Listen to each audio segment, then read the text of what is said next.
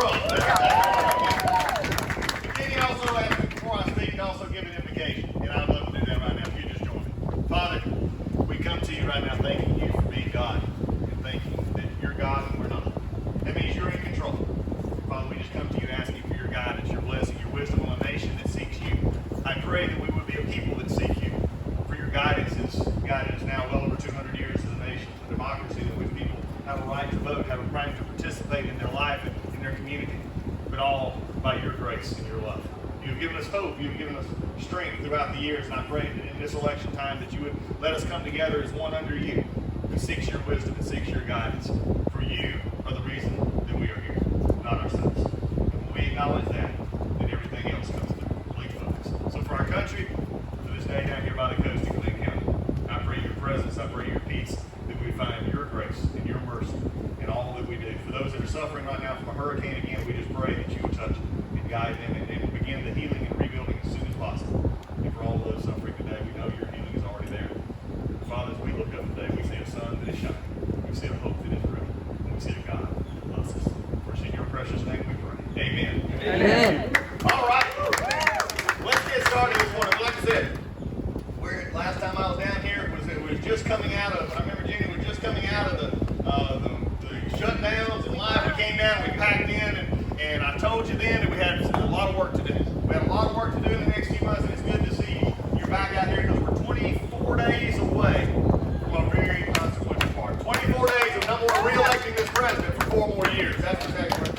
That's right. We also got to go re-elect David Perdue, and we got to keep the Senate red. But also there's going to be another special election on that ballot. And it's a little bit different than most. It's going to be a special election. Some of you may have already seen the ballot. Some of you may have already voted. And if you looked at it, there's a special election. It's got 20-something people on it for the special election to fill the expired term, the non-expired term of Johnny Ives. And it's against 20-something names. Now, I'm going to make it really simple, make it really easy for all of you here today.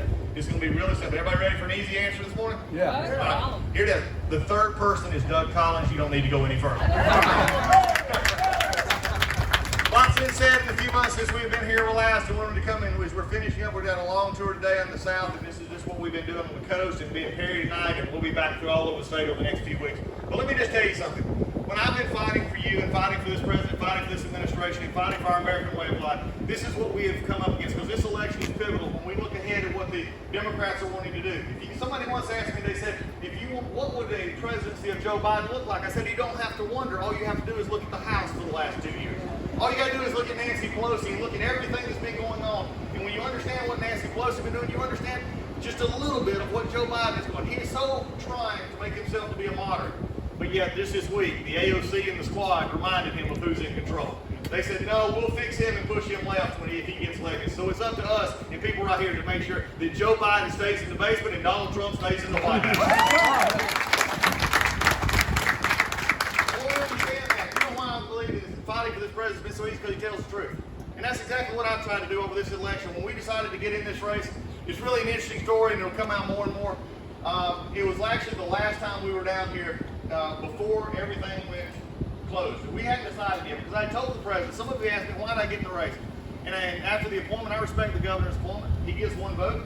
Georgia's going to get 5 million more votes when this happens. And so I asked him, I said, Mr. President, in fact, the president even asked. He said, Doug, are you going to run for the Senate seat in Georgia? And I said, well, Mr. President, I said, first I got to get you through impeachment. And I said, that was in the 1st of December. In fact, the very day the appointed Senator Leffler was appointed, I was sitting in a seat defending the president in the impeachment hearings, the opening of day 1. So we got through that at the end of January. My wife and I came in, and we actually spoke down here in a meeting. And going back to my wife, who is you can definitely see the better part of the Collins household. This was my wife for 32 years. She just retired from teaching after 30 and a half years. You talk about touching lives. That's what touching lives is. When we came from down here, we were riding back up the road from St. Simon's, and she looked at me and she said, well, sweetheart, what are you going to do? And it began at that point a decision. I said, as I looked at this race, I looked at our future, and I looked at the reasons that I'm running. And I said, we're going to do this. We're going to run for Senate because we believe that Georgia is worth fighting for, and we also believe that Georgia can be bought. And that's exactly what we're running for now. Because in my party, there's 3 reasons. Jordan, Copeland, and Cameron. Jordan, Copeland, and Cameron are my 3 reasons for running. They're my 3 kids. Because I believe that we have got to, as a Republican Party, as conservatives, we've got to be the one that looks to the future. I'm tired of Democrats who look only at the moment and only what they want to control right now of you and your life. It's time for us to cast a vision that is bigger than ourselves. It's time for us to cast a vision that is actually about what does it mean to be a conservative? What does it mean to actually help people? We are the ones who actually can look at people and say, we believe in you. We're the ones that believe in you. This is what I'm here for today. So as we look at this, we've been out there sharing, and over my few years in Congress, we've actually have worked with this president. We did the First Step Act. For those of you who remember hearing the president talk about criminal justice reform, in fact, the vice president the other night in the debate, I love it because he just slammed on Senator Harris. That was so great. He said, when you had a chance to actually work on criminal justice reform, the First Step Act, when he mentioned that, that's my bill. That was a bill we wrote, the president signed. He's running for re-election on it. And Senator Harris, who says, I'm for criminal justice, didn't even help us, didn't support us. That just shows you that she don't care, and Biden don't care. But it's for those of us as conservatives who care about people trapped in a criminal justice system, which they have to pay for their crime. But when they get out, we need them to have skills so that they don't have to turn back and go right back into this. So we've been actually working on things like agriculture and actually being able to sit on committees and vote and actually be able, instead of having to excuse ourselves from our votes, because we're actually working for Georgia. But I will have to say this because I've been spreading it all over. How many of you have turned on your TV in the last 9 months and saw my face, typically with ominous tones? Oh, yeah. And talking about it, and I appreciate it because I remind the folks in Kelly's campaign who follow me everywhere, it's great, I remind them, you know something, $30 million may spend a lot of money. You can buy a lot of things, you can buy jets, you can buy cars, you can buy, but you're not going to buy an election in Georgia. Because what we're understanding is when you talk about me, and I'm going to share this today, I've been going all over the state, when you tell some stories about me, I'm going to tell the truth about you. And there's several things that I want to just get clear today. One of the things is that I just told you just a few moments ago. When you understand why you're spending that much money, by the way, you're still losing, Kelly. Just let me remind you. That much money is something that's unheard of. Nathan Deal ran 2 statewide governor's races in this state and did not spend $20 million in 8 years. She spent over 30 in 9 months. There's a reason for that. I told some of you heard me tell this story before, but I need your help. I need you to keep telling this story. Why would I be attacked on life issues? One of the issues just really understood me is, I mentioned a few moments ago, I have a daughter, Jordan. She's 28 years old. Jordan has spina bifida. Jordan's been paralyzed from the waist down since she was born. We found out beforehand. When Jordan was still inside Lisa, we were told that this was going to happen. Lisa was telling some friends at school, and they said, you got a choice. Lisa said, well, we got doctors we're looking at. No, they said, you got a choice. And Lisa finally figured out, she said that she could terminate the pregnancy. And Lisa looked at her and said, God gave us this child. God can take this child, but we're not going to take this child. And that's what the freedom of life for us really matters. So when you get and you wonder, why would you attack me on someone who has been a pastor for 11 years? I have in the United States Air Force, I'm still a lieutenant colonel stationed at Warner Robins, Georgia. I was in Iraq in 2008. I've been fighting this fight in the Georgia legislature with the ultrasound bill and fetal women. Been doing this in Congress, fighting back Jerry Nadler. By the way, how many of you just love Jerry Nadler? Nancy Pelosi, Jerry Nadler, you know, Adam Schiff. I tell everybody I've had it up here with Jerry Nadler and they do more than the rest of them. We've been fighting this for a while. So why would you do that? Because when you've been fighting for life, I'll tell you why. Because as I tell everybody as we go along, many of you remember Paul Harvey. Remember Paul? Oh, yeah. Paul always used to have that. He'd tell his stories, and all of a sudden he'd get to the middle of the story, and what would he say? He said, and now for the rest of the story. Well, for the next few minutes, I want you to be a real help for me. I'm a Baptist pastor. If you talk back, I preach even better, okay? So we're going to talk about the rest of the story. Well, why would Kelly want to attack me on life issues? I'll tell you why. Because she don't want you to know $30 million is trying to get you to know that as her owner of the Dream basketball team, she gave money to Planned Parenthood.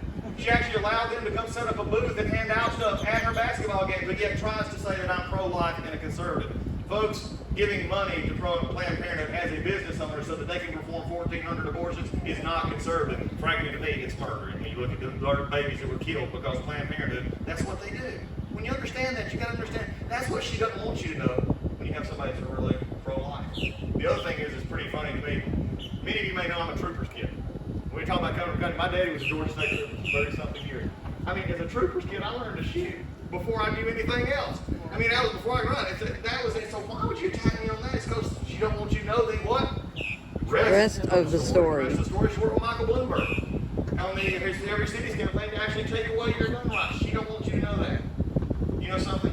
It's been pretty interesting to me over the last few days. There's been a couple of things come up, and just the differences in this campaign. Senator Leffler wants to say she's hard on China. You may have seen some of those tweets and stuff. I'm going to hold China accountable. No, you're not. Because you and your husband let 10 state-owned Chinese companies still be listed on the New York Stock Exchange, which you own. You want to make a point? Delist those companies. But when it comes to policy or pocketbook,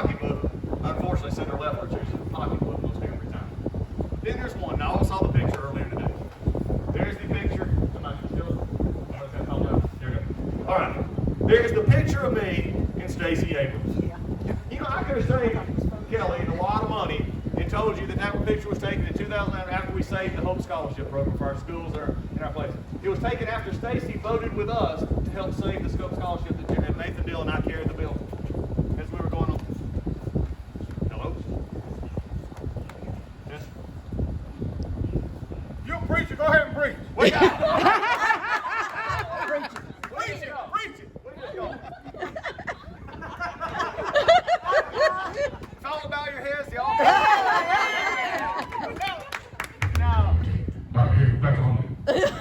There we go. But anyway, Stacey voted with us. We saved the Hope Scholarship Program. That picture was taken. It was in the Andy room afterward. I know Don and many of the others, Jeff Jones, all of you had those pictures taken as we go. That's what happens. But you know what happens in this is reality is the rest of the story is this. Again, when you spend this much money to try and deflect, she don't want you to know that Stacey Abrams was an employee of her basketball team. She actually paid Stacey. Stacey was a member who voted with me in the General Assembly, but now she's trying to make you think I'm not a conservative. Well, all I got to say is this. You want to know if I'm a conservative or not? Go ask Nancy Pelosi, Adam Schiff, and Jerry Nadler. They'll tell you exactly who the conservative is. So when you look at it, you understand that not only did she avoid Stacey, when Brian Kemp, who again, going to Kelly this seat, when Brian was running for office, Stacey was on the basketball court with Kelly, while Kelly picked her to honor her as a woman of distinction with Abrams for Governor signs in the background. It's a video, you can see it. And she was hugging and clapping with her. You see, look, folks, I'm tired of the bull. I'm tired of the bull. You want to know a true conservative? I'm standing right here in front of you. You want a fake conservative? Then you got Kelly left. Because you can't buy enough, you can't spend enough to make me forget it. You can't spend enough to make me forget what you're trying to tell the people of Georgia. And I'm just going to tell you for the next 3.5 weeks, we're going to be telling the truth. We're going to be going everywhere in this state because we believe that this country is worth fighting for. We believe this president is worth fighting for. We believe our country is worth fighting for. And we believe conservative values are what we need in this state. And I'm the one that has conservative values. And I need your vote. I need your help. God bless you for showing up.